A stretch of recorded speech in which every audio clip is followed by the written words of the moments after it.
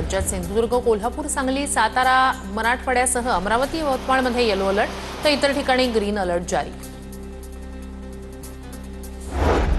पालघरच्या कासा हद्दीत मुलांचं अपहरण करणाऱ्या टोळीचा मेसेज व्हायरल। सोशल मीडियावरील व्हायरल मेसेज खोटा असल्याची पोलिसांची माहिती। कोणत्याही अफवांवर विश्वास न ठेवण्याचं पालघर पोलीस अधीक्षक यतीश देशमुख यांचं आवाहन। जळगावातील आपला दवाखानातील कंत्राटी कर्मचाऱ्यांचं 7 महिन्याचं वेतन रखडल्याची माहिती। ठेकेदार कंपनी श्री स्वामी एजन्सीच्या भोंगळ कारभारामुळे वेतन रखडल्याचा आरोप। कंपनीवर कारवाईची मागणी। गडचिरोली जिल्ह्यातील मंगीगुडाम गाव मूलभूत सुविधांपासून वंचित। नदी नाले ओलांडून जाण्याची नागरिकांवर वेळ। पुलाच्या मागणीकडे जिल्हा प्रशासन आणि राज्य सरकारचं दुर्लक्ष।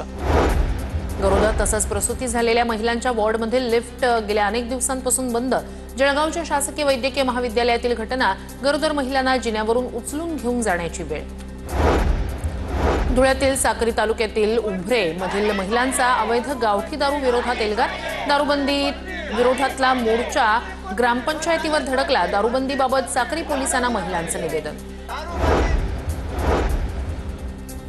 कल्याणमध्ये जीबीएसचा संशयित रुग्ण आढळल्यानं खळबळ। 55 वर्षीय व्यक्तीला जीबीएसची लागण। खासगी रुग्णालयात उपचार सुरू।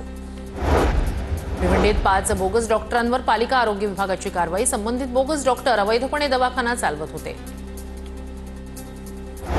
बीड पोलीस अधीक्षक कार्यालयातच विष प्राशन करून आत्महत्येचा प्रयत्न। पती पत्नीच्या वादात पतीचं टोकाचं पाऊल। पोलिसांनी वेळीच रोखल्यानं अनर्थ टळला।